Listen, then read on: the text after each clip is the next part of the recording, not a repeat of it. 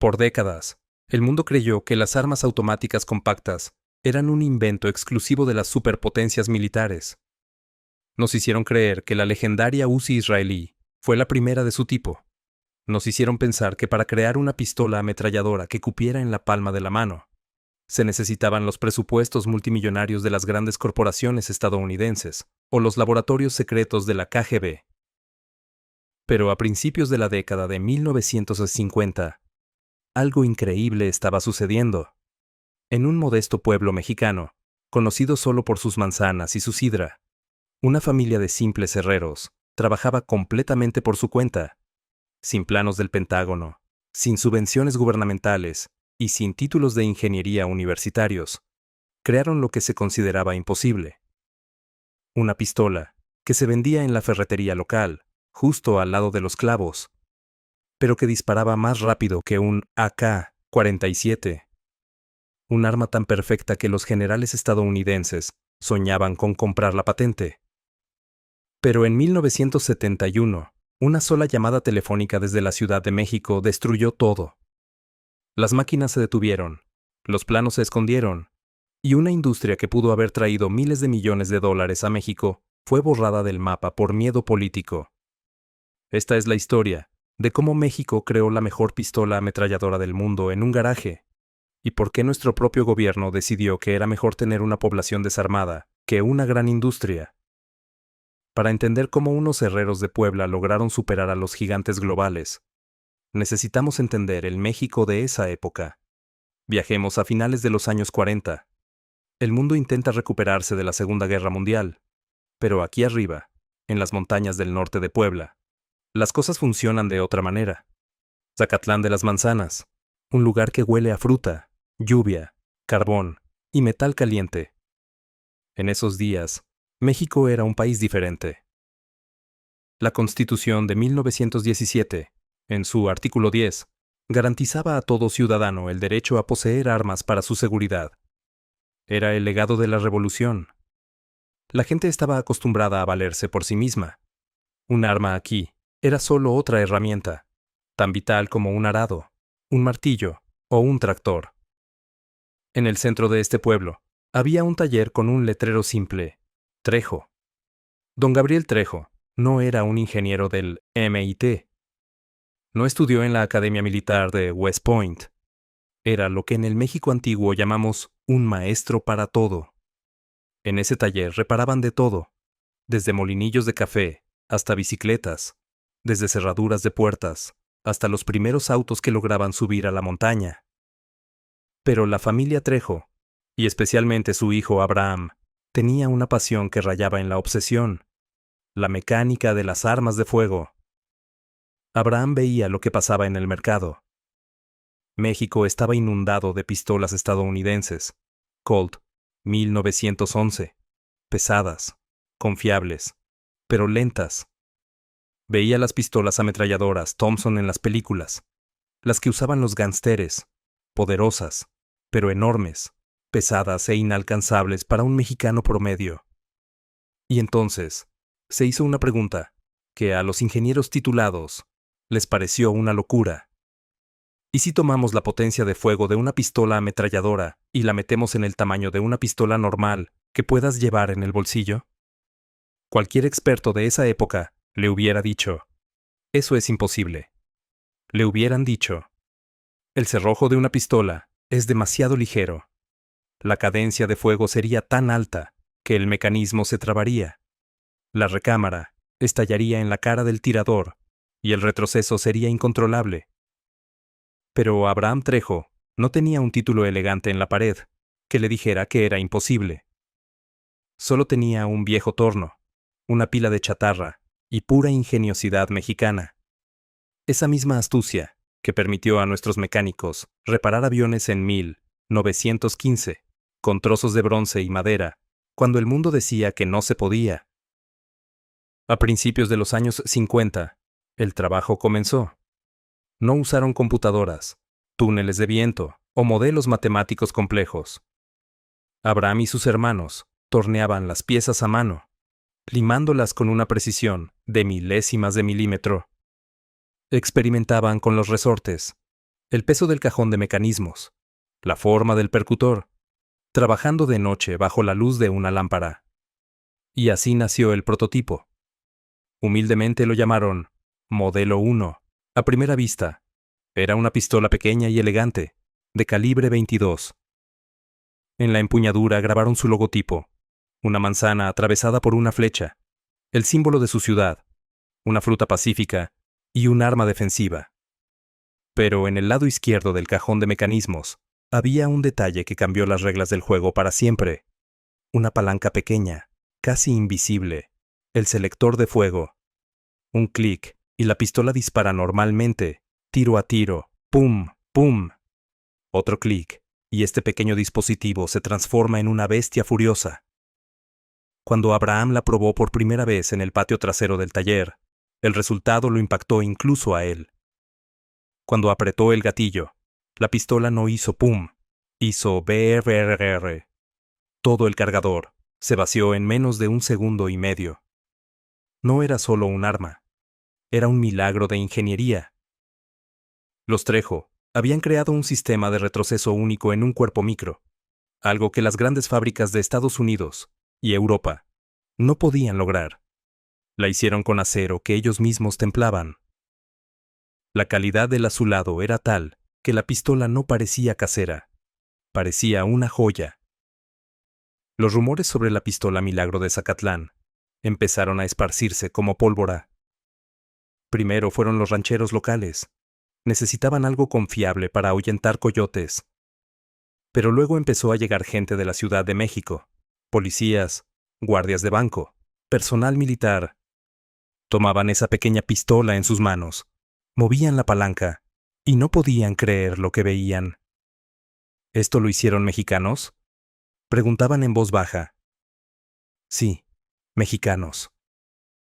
Y esto era solo el comienzo de un gran ascenso que terminaría en una caída brutal.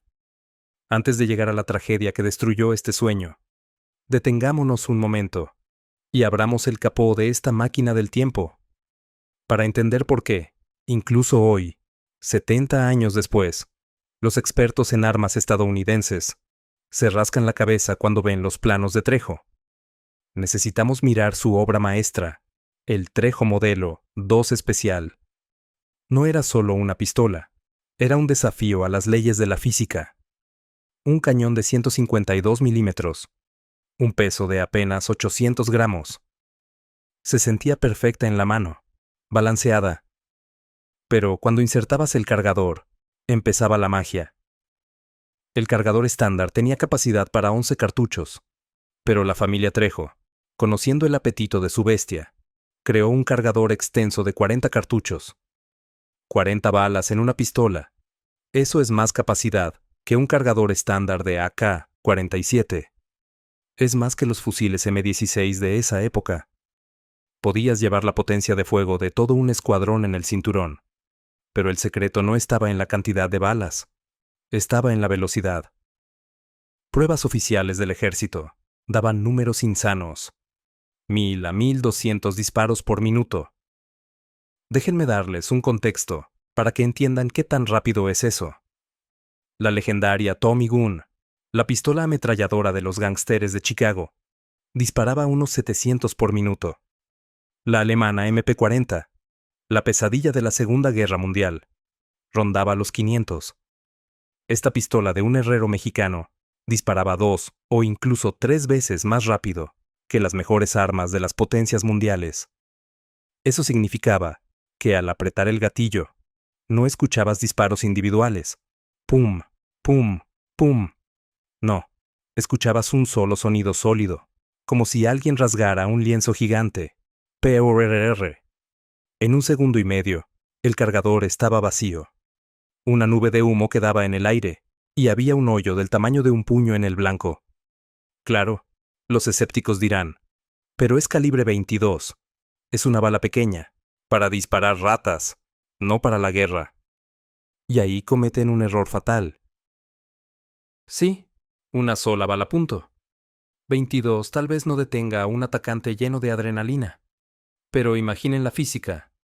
15 o 20 balas, golpeando el mismo punto del pecho en una fracción de segundo. Eso no es un pinchazo de aguja. Es un golpe de martillo cinético. Es el choque hidrodinámico que destroza tejidos. Nadie podía mantenerse en pie, después de recibir un saludo del modelo 2. Era el arma perfecta para el combate a corta distancia, para guardaespaldas, para la defensa del hogar. Y el ejército lo entendió. A mediados de los años 60, mientras Estados Unidos se rompía la cabeza buscando armas compactas para la jungla de Vietnam, los generales mexicanos volvieron sus ojos a Puebla. Necesitaban un arma personal para oficiales y fuerzas especiales. Algo ligero, pero letal. Se hicieron pruebas de campo brutales. Echaban las pistolas Trejo al polvo. Las hundían en lodo. Las dejaban bajo la lluvia. A veces se atascaban. Sí, como cualquier arma automática. Pero el mecanismo era tan brillantemente simple que un soldado podía desarmarla, limpiarla y volver a armarla en un minuto usando solo un clavo. La fábrica en Zacatlán pasó a operar las 24 horas. 3 turnos. Las máquinas no se enfriaban. Producían cientos de unidades al mes. En el cajón de mecanismos de cada pistola se leía con orgullo: Armas Trejo, S.A., Zacatlán, Puebla, México. Y justo debajo, ese logotipo que se volvió un ícono: la manzana atravesada por la flecha. ¿Sienten el simbolismo? Prosperidad y defensa. Trabajo pacífico que está listo para mostrar los dientes. Esa fue la cúspide del sueño mexicano. La familia Trejo no compró yates, ni mansiones en Acapulco. Eran gente de la vieja escuela, industriales honestos. Cada peso de ganancia volvía a la fábrica. Compraron tornos de precisión alemanes. Abrieron una escuela para entrenar a jóvenes campesinos en el arte de la mecánica fina. Zacatlán se volvió la pequeña capital de las armas de Latinoamérica. Y Abraham Trejo no se detuvo ahí. Crearon el modelo 2TM. Era la misma pistola, pero con un cañón largo y una culata de madera desmontable. ¿Les suena familiar? Es el mismo concepto que la legendaria Mauser C96 o la Luger artillera, solo que los Trejo la hicieron más barata, más simple y más rápida. Con la culata puesta, la precisión del fuego automático se multiplicaba. A 50 o 70 metros, un tirador experto podía meter toda la ráfaga en una silueta humana. Ya no era solo una pistola. Era un carabina de asalto que podías llevar en el cinturón. Ahora, encendamos nuestra imaginación por un segundo. Imaginen una realidad alterna. Imaginen que el gobierno mexicano hubiera hecho lo que el gobierno israelí hizo con Uzi el Gal. Imaginen que en lugar de envidia y miedo, el Estado hubiera dado subsidios, construido una gran planta estatal y empezado exportaciones masivas. En los años 60 y 70, el mundo tenía una demanda brutal por estas armas. Guerrillas, policías, servicios secretos, seguridad privada.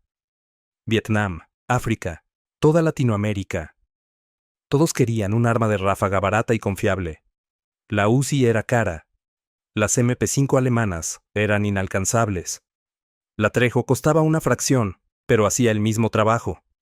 México pudo haber inundado el mundo con estas pistolas manzana.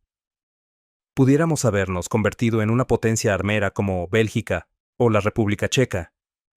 Eso habría traído miles de millones de dólares a las arcas nacionales.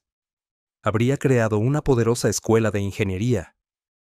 Hoy, nuestros universitarios estudiarían cómo diseñar nuestros propios mecanismos, no solo cómo ensamblar autos extranjeros. Esa realidad estuvo casi al alcance. Estaba en la punta de nuestros dedos. Pero, desafortunadamente, la historia de México es muchas veces la historia de la palabra casi. Casi nos convertimos en una potencia automotriz con BAM, hasta que la vendieron a extranjeros. Casi nos convertimos en una potencia aeronáutica con TNCA, hasta que empezamos a comprar chatarra de Estados Unidos. Y casi nos convertimos en una potencia armera, con Trejo. ¿Qué salió mal? ¿Quién le dio al botón de parar a la máquina del progreso? Prepárense, porque la razón de la muerte de este milagro no fue que la pistola fuera mala o que la competencia hiciera algo mejor. La razón tiene una fecha: 2 de octubre de 1968. Tlatelolco, la Plaza de las Tres Culturas. El movimiento estudiantil que sacudió al país asustó a muerte al partido en el poder, el PRI. Los poderosos vieron a miles de jóvenes y trabajadores enojados en las calles exigiendo cambio. Y en las mentes paranoicas de los burócratas surgió una pregunta. ¿Y si estos estudiantes, y si el pueblo, tiene en sus bolsillos esas pistolas Trejo automáticas que se venden en la tienda de la esquina? Miedo, paranoia, el deseo de control absoluto. Esos son los verdaderos asesinos de la innovación mexicana. En 1970, llegó al poder Luis Echeverría Álvarez, el hombre que había sido secretario de Gobernación durante los sangrientos eventos del 68. Su lógica era simple, cínica y brutal: desarmar al pueblo a cualquier costo. No importaba que la familia Trejo fuera de patriotas que pagaban impuestos. No importaba que su fábrica fuera el orgullo del Estado. No importaba que fuera tecnología única. Solo importaba una cosa: el ciudadano no debe tener dientes. Pero antes de contarles el final de este drama, respóndanme honestamente en los comentarios. ¿Creen que un ciudadano honesto tiene derecho a poseer un arma tan efectiva para proteger a su familia? ¿O creen que el Estado hizo lo correcto al prohibir estos juguetes para la paz social? Es una pregunta difícil. Escriban lo que piensan. Y así llegó 1971, el año en que la música de los tornos en Zacatlán se cayó para siempre.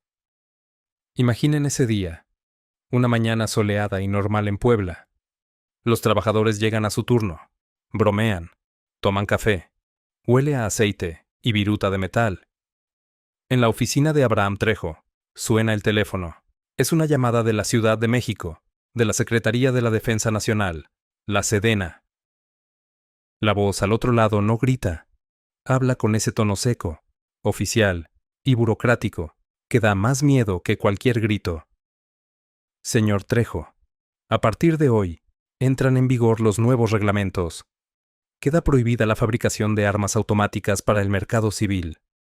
Su fábrica debe suspender inmediatamente la producción de los modelos de ráfaga. Todo el inventario debe ser entregado, así no más. Sin discusiones, sin votación, sin compensación.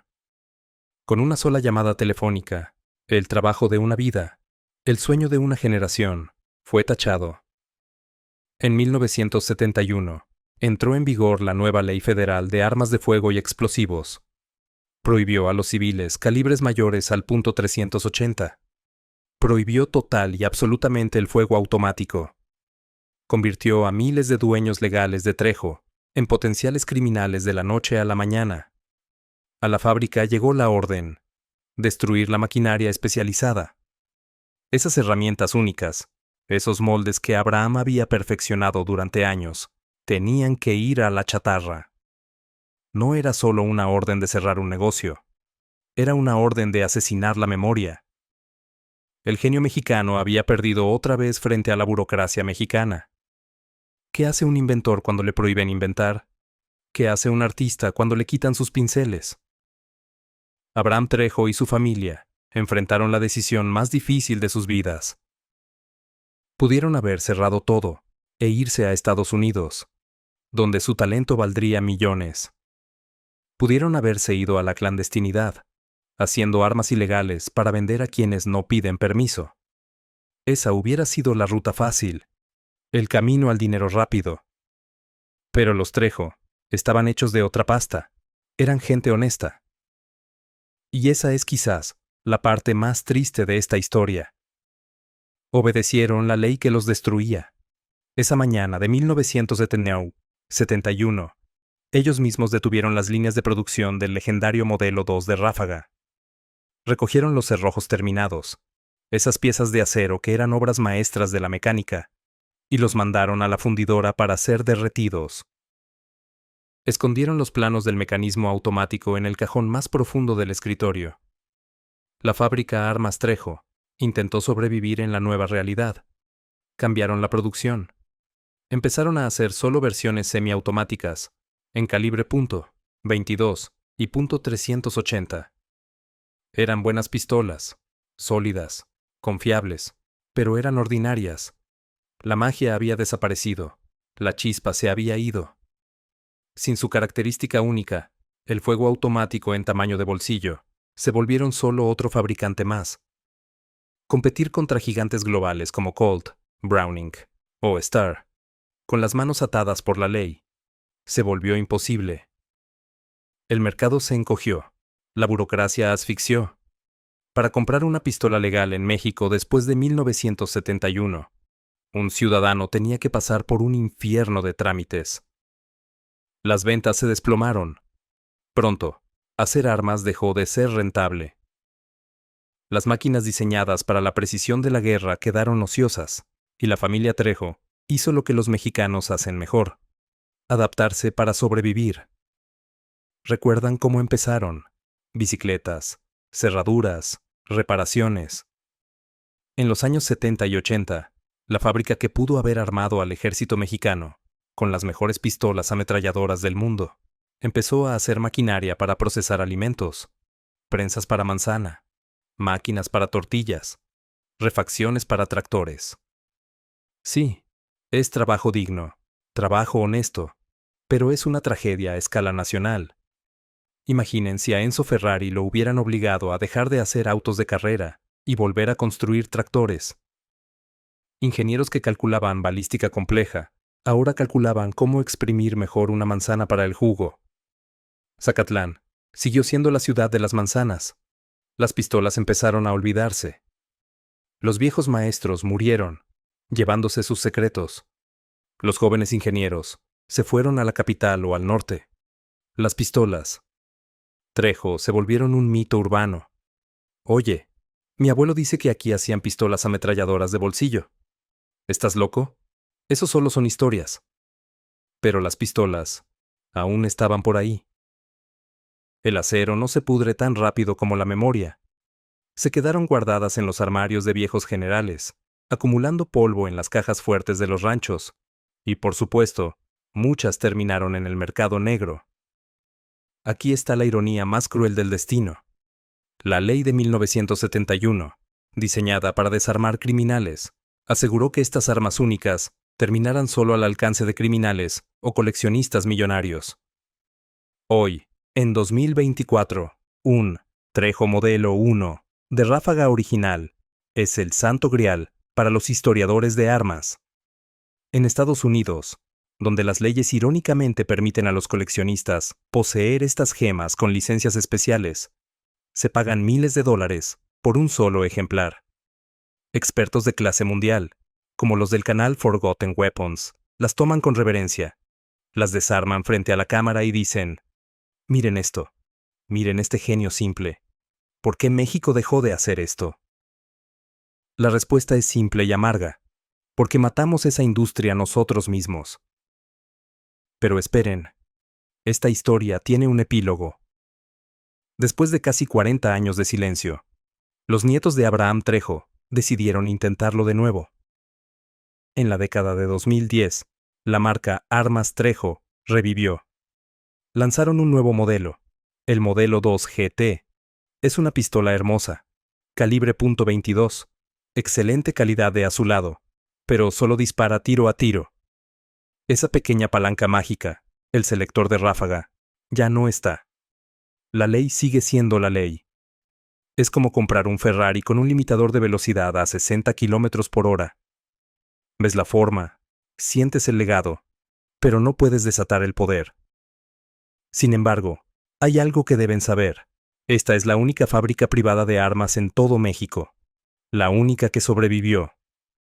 Todas las demás murieron, quebraron, o fueron absorbidas por el Estado. La familia Trejo son los últimos mohicanos. Siguen haciendo armas en las montañas de Puebla contra viento y marea, contra impuestos, contra la burocracia de la Sedena, contra la globalización y las importaciones chinas. Y cuando sostienes una Trejo moderna en tus manos, aunque no dispare ráfagas, sientes el peso de la historia. Sientes que no solo sostienes un pedazo de acero, sostienes una prueba, la prueba física de que los mexicanos podemos hacer cosas de clase mundial. ¿Qué nos enseña realmente la historia de la pistola manzana? Nos enseña que la innovación no siempre viene de los rascacielos de vidrio de Silicon Valley o de los laboratorios estériles de Alemania.